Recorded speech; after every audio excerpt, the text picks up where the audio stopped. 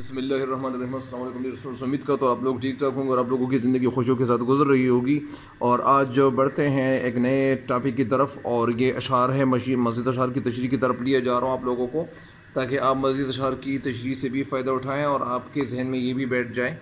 और उम्मीद है कि आप लोगों के जहन में अशार की तशरीह ज़रूर आ रही होगी और आप ऐसे इस्तिफ़ादा कर रहे होंगे। अल्लाह ताला आप लोगों को दुनिया और आखिरत दोनों जहान में कामयाबी अता करे।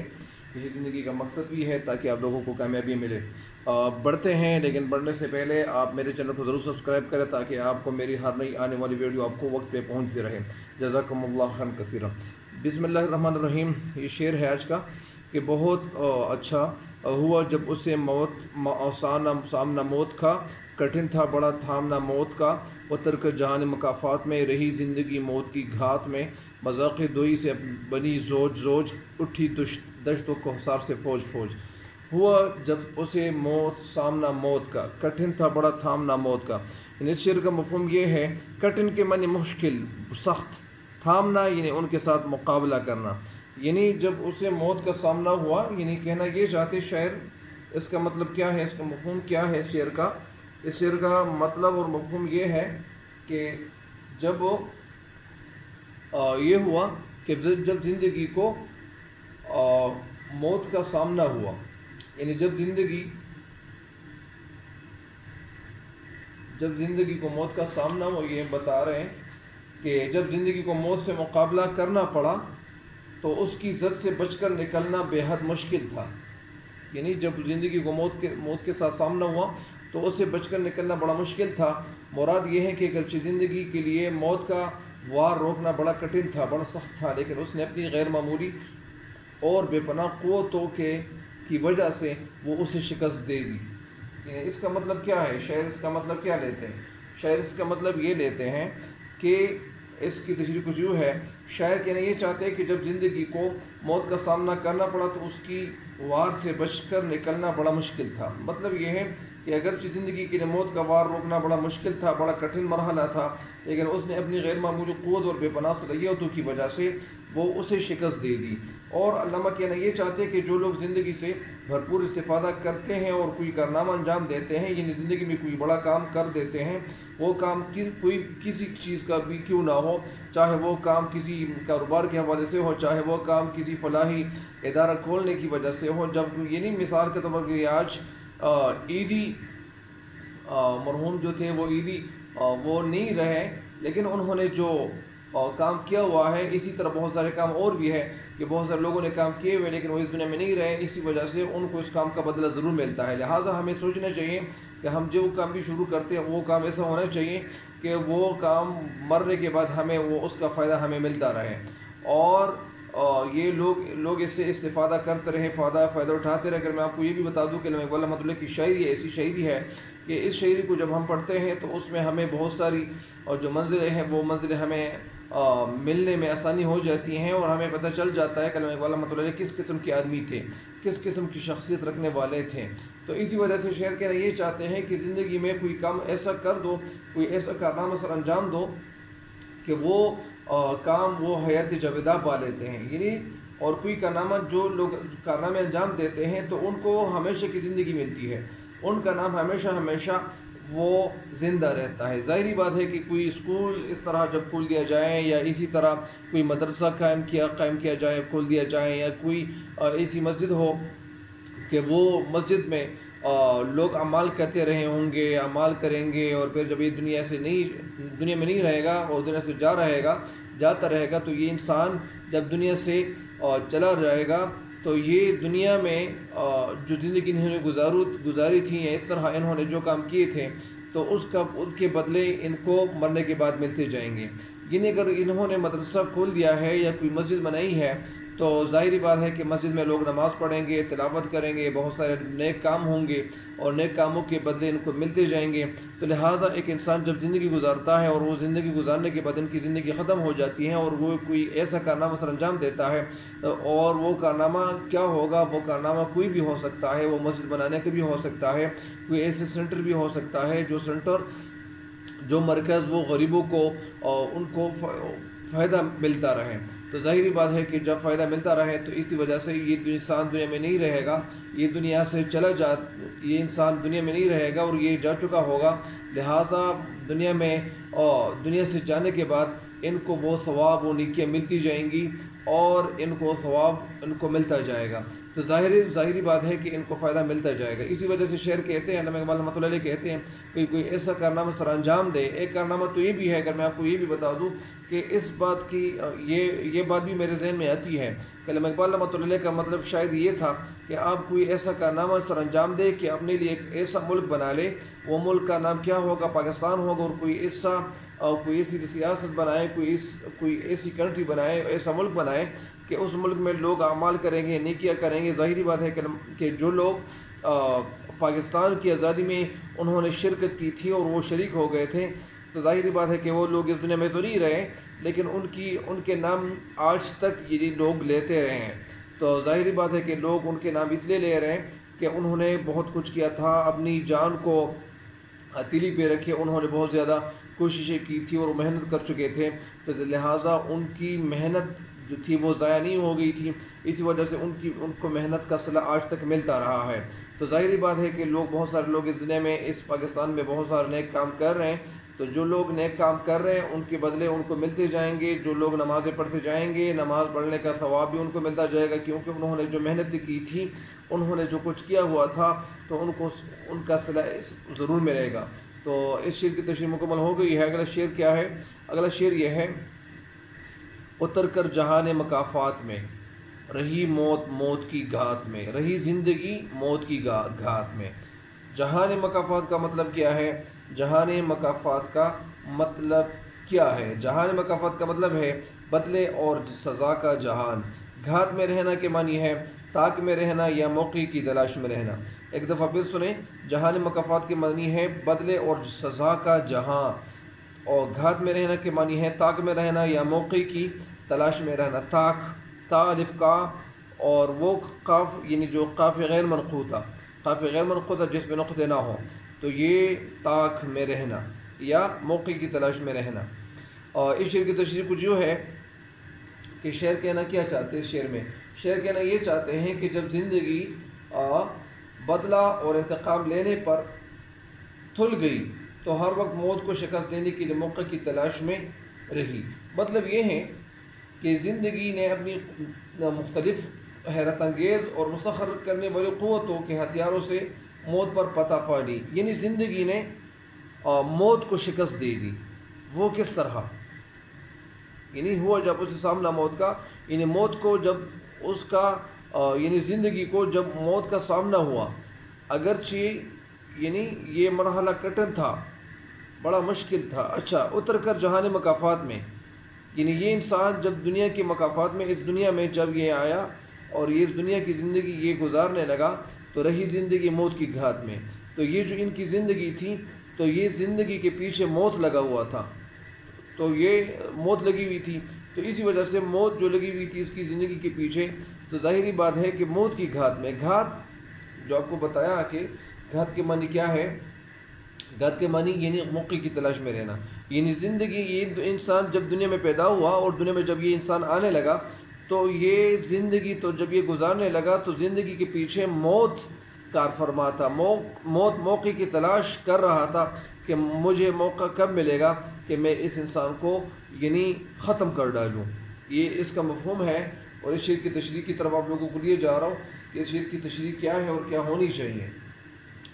جب زندگی موت سے انتقام لینے لگی، اور جب لینے کی تلاش میں رہنے لگی، تو وہ اس سے شکست دینے کے لیے ہر وقت موقع کی تلاش میں رہنے لگی۔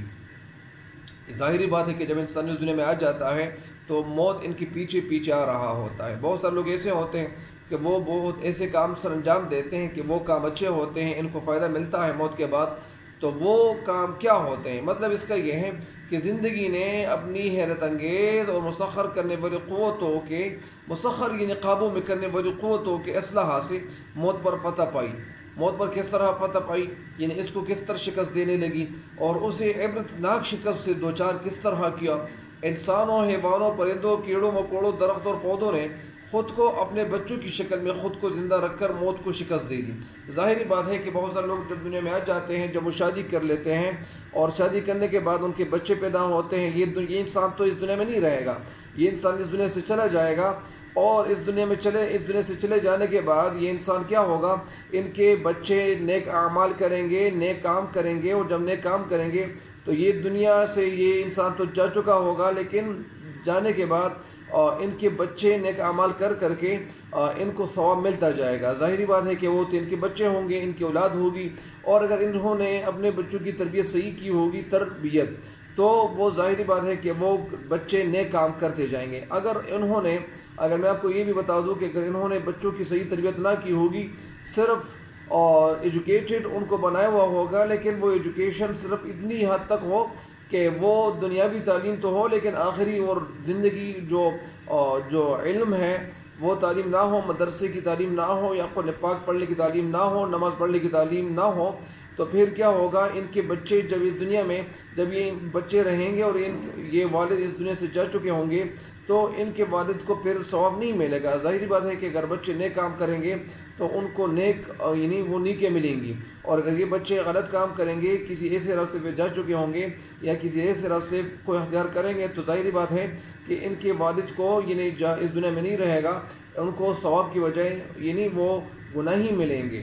تو ظاہری بات ہے کہ ایک انسان جب دنیا سے جاتا رہے گا اور ان کے بچے اس دنیا میں رہیں گے، تو بچے نیک کام کریں گے، مدرسے جائیں گے، علم حاصل کریں گے، مسجد میں جا کر نماز پڑھیں گے، تلاوت کریں گے، اور کچھ ایسے کام کریں گے۔ اگر ان کے والد نے کوئی ایسا مدرسہ، کوئی ایسی جگہ اگر انہوں نے شروع کی ہوگی، یا اگر کوئی ایسا کام شروع کر چکا ہوگا اور وہ کام یہ بچے کریں گے، تو ظاہری بات ہے کہ وہ بچوں کے کرنے سے وہ ثواب ان کے والد کو ملتا جائے گا۔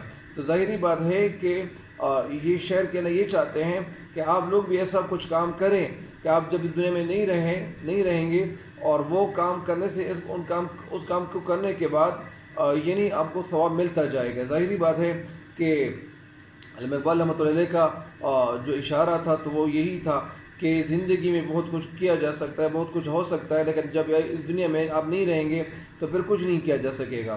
تو اس شعر کی تشریح بھی مکمل ہو گئی ہے۔ اس کا مطلب کیا ہے؟ اس شعر کا مطلب یہ ہے کہ آپ کوئی ایسا کام سر انجام دو، کوئی ایسا کام کر دیں کہ وہ کام موت کے بعد اس کا ثواب آپ کو ملتا جائے، اور جب آپ کو ثواب ملتا جائے گا تو موت آپ کا کچھ بھی نہیں بگاڑے گا۔ آپ تو اس دنیا میں نہیں رہیں گے، لیکن موت کو آپ شکست دے چکے ہوں گے۔ تو اس کی یہی تشریح ہے۔ اگلا شعر کیا ہے؟ مذاق دوئی سے بنی زوج اٹھی دشت و کوثار سے فوج۔ مذاق دوئی کا مطلب کیا ہے؟ مذاق دوئی کا مطلب ہے کہ دو ہونے کا شوق، جوڑا بننے کا شوق۔ جوڑا بننا کیا ہے؟ جوڑا میں نر اور مادہ۔ زوج کے معنی ہے جوڑا، نر اور مادہ۔ زوج کے معنی جوڑا، نر اور مادہ۔ اس شعر کی تشریح کیا ہے؟ اس شعر کی تشریح یہ ہے کہ شعر کہنا یہ چاہتے ہیں کہ زندگی کو جہان مکافات میں، جو یہ دنیا ہے، اس میں بیٹھتے وقت اللہ تعالیٰ نے ہر شے کو جوڑے کی شکل میں پیدا کیا تھا۔ گویا زندگی نر اور مادہ کے میلاب سے وہ ظاہر ہوئی اور ظہور پذیر ہوئی اور نمودار ہوئی، اور وہ جنگل اور پہاڑوں میں فوج اٹھی اور دنیا پر چھا گئی۔ بالفاظ ان کے بصورت دیگر زندگی بذریعہ توالد اور تناسل سے زوج سے فوج بن گئی۔ شعر کہنا یہ چاہتے ہیں کہ اللہ تعالیٰ نے ہر چیز کا جوڑا پیدا کیا تھا۔ زندگی جوڑے بننے کے اصول پر وجود میں آئی تھی، اس لیے نر اور مادہ کے ملنے سے زندگی جوڑا بن گئی۔ آخر وہ جنگل اور پہاڑوں سے بے شمار فوجوں کی شکل میں نمودار ہوئی اور ظاہر ہوئی۔ نر اور مادہ کے ملاپ زندگی کے سفر کو جاری رکھنے کا ذریعہ بن گیا۔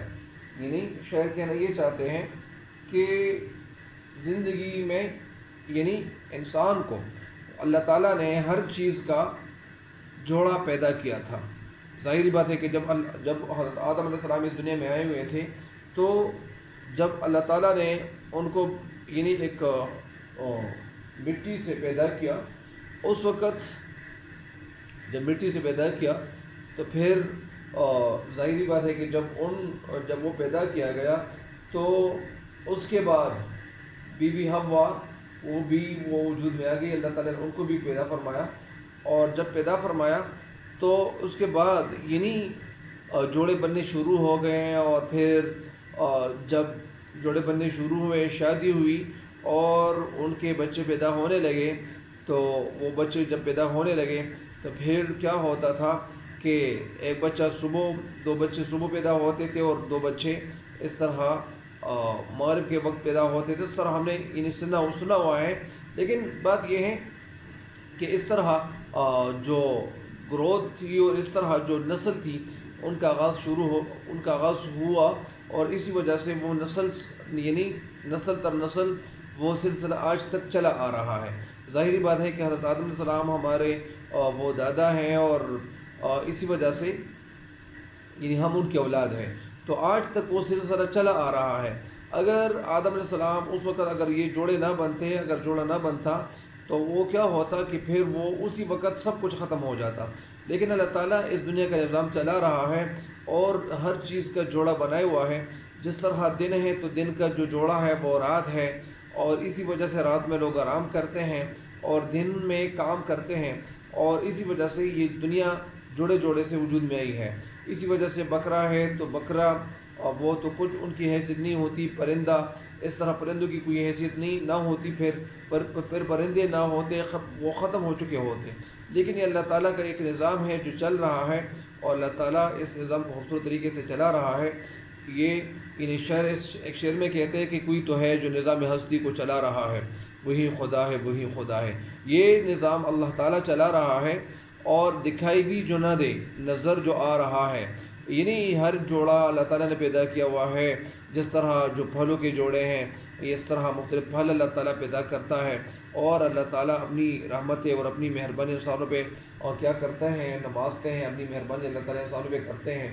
اور ظاہری بات ہے کہ بہت سارے لوگوں کو بہت سارے پھل ملتے ہیں، کبھی جانوروں میں کچھ ایسے جانور بھی ہیں کہ ان کا گوشت کھاتے ہیں، اور یہ جانور پھر نہ ہوتے، یا ایک جانور پیدا ہوتا اور وہ جوڑے کی شکل میں نہ ہوتے تو وہ جانور اسی وقت ختم ہو جاتے، ہم گوشت پھر کہاں سے کھاتے۔